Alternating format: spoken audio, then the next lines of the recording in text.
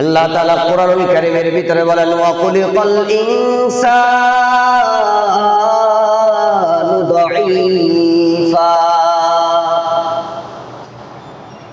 আমি মানুষদেরকে দুর্বল ভাবে বানাইছি। মানুষ বড় দুর্বল,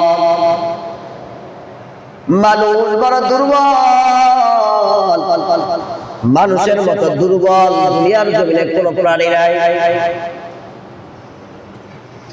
মানুষ বড় দুর্বল, কিন্তু এই দুর্বল মানুষটাকে আমি আল্লাহ তাআলা ভালোবাসি।